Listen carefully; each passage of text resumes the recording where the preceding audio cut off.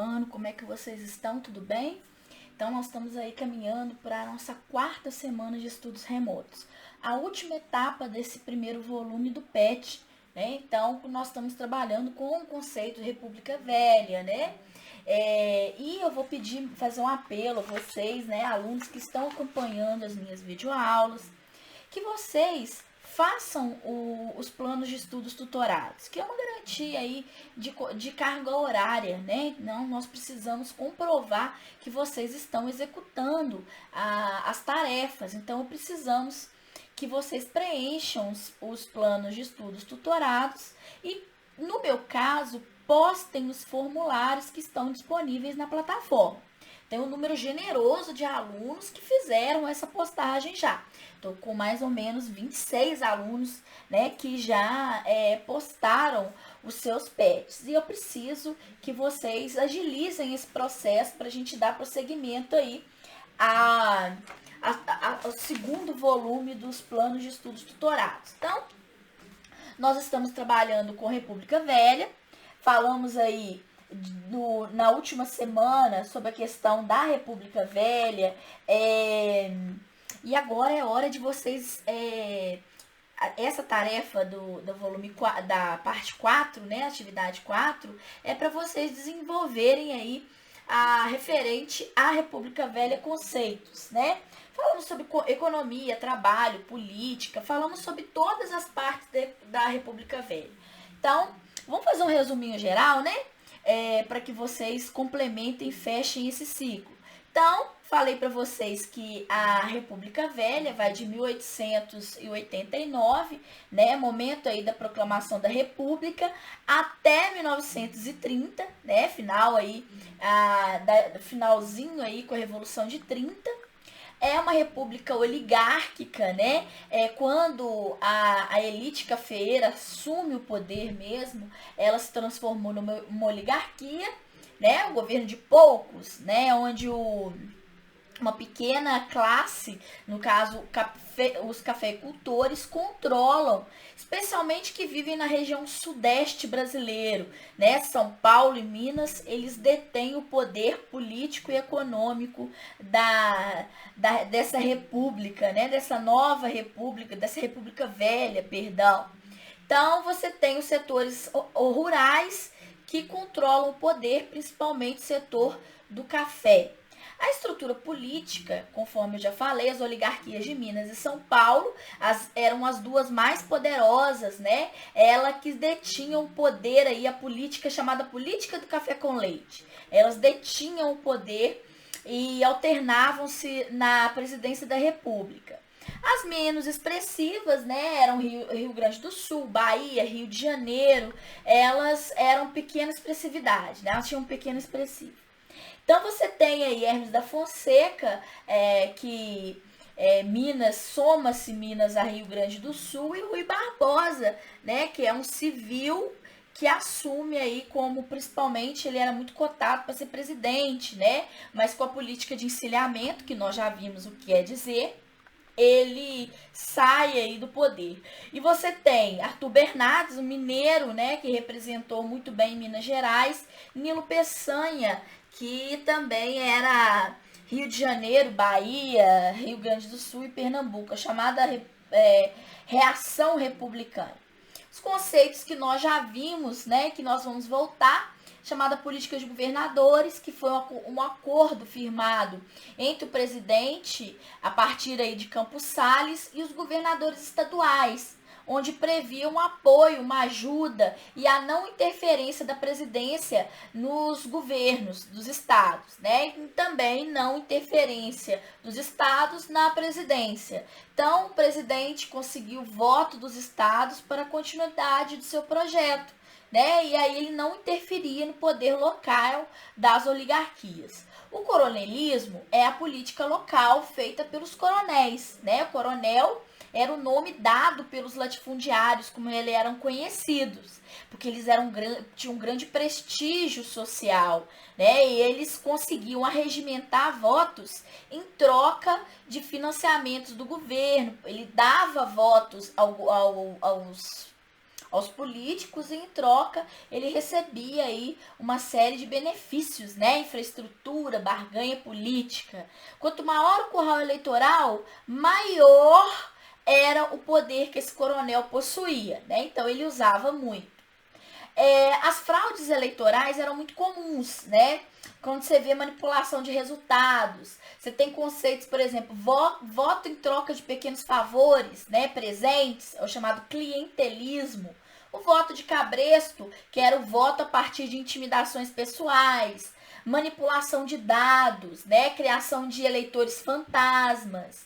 Você tinha degola, que era política em caso de vitória de opositores, não reconhecimento desses políticos, porque eles tinham que passar por uma aprovação, né, antes da chamada Comissão Verificadora de Poderes, né? Então eles tinham aí, se eles vencessem os adversários políticos, eles poderiam passar por uma cassação pela Comissão Verificadora de Poderes, que muito acontecia, né?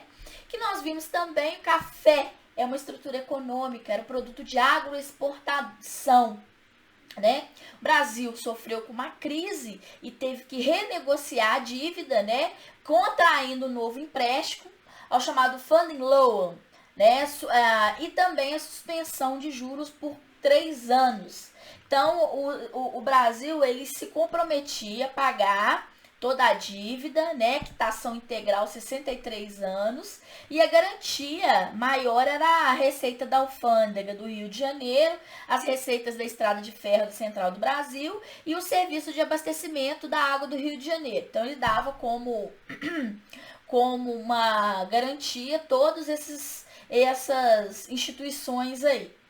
Então, ele se comprometeu, né, a retirar parte do circulante, parte do dinheiro que foi feito em grande escala por causa daquela política de desvalorização da moeda, né, chamado encilhamento, né, e os cafeicultores, eles sofreram muito com uma crise inicial.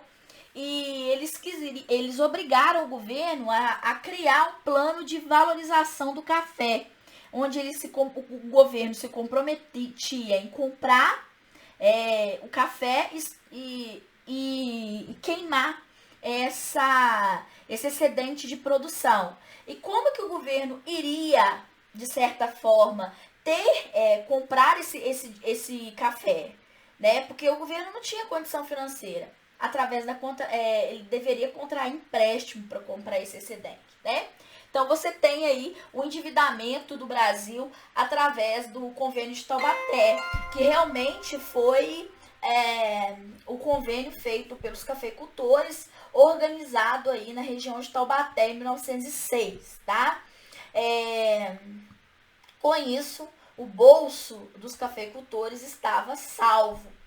A indústria brasileira, ela começou a se desenvolver muito impulsionada pela Primeira Guerra Mundial, tá?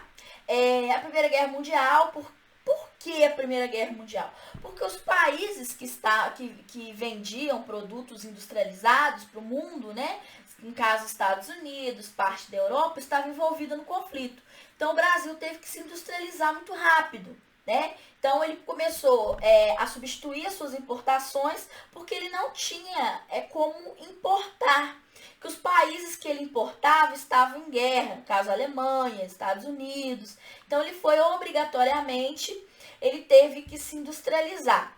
Então ele usou muito a mão de obra do migrante, que veio para o Brasil, principalmente os italianos, e foi essa indústria, né, rápida, esse surto industrial, criou impulsionou a criação de vários centros urbanos, mas eram bens de consumo não duráveis, eram produtos de bens de consumo não duráveis, tá?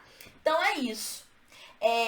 Na atividade do PET, né, eu falei sobre sociedade, falei sobre a política, falei sobre a economia da República Velha, um país agrário, exportador.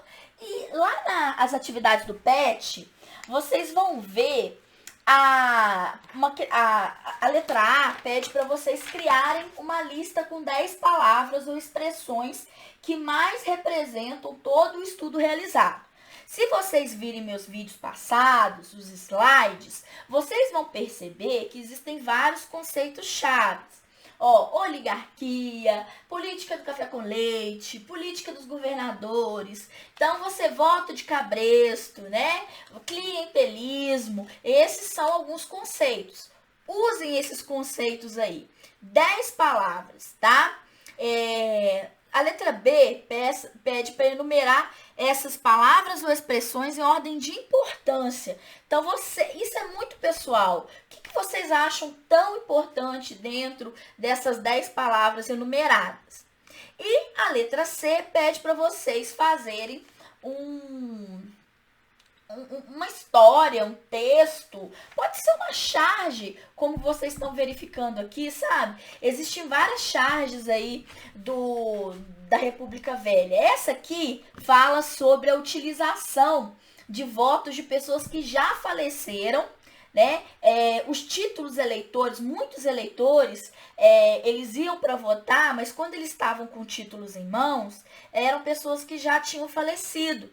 Né? Então, isso era uma fraude eleitoral, né? Eles pegavam os títulos de eleitores de pessoas já falecidas, colocavam outras pessoas para votar, para aumentar aí o número de votos de um determinado candidato. Então, foi feita essa charge aqui das próximas eleições, né? E aí vocês podem captar isso na internet, né? E fazer uma transferência aí para o pet de vocês, tá bom? Então é isso, né? Finalizamos aí o nosso estudo, o plano de estudos tutorados, 4 semanas. Vamos, a partir daí, fazer algumas revisões, né? E peço novamente, encarecidamente, a vocês que façam os pets, as atividades dos pets. Todas as atividades dos pets estão corrigidas aqui. Então, é só vocês o quê? Transcreverem. E se não, algumas que não estão corrigidas é porque são bem pessoais, no caso dessa primeira semana, não é? Então, vocês, da última semana, dessa semana que nós estamos.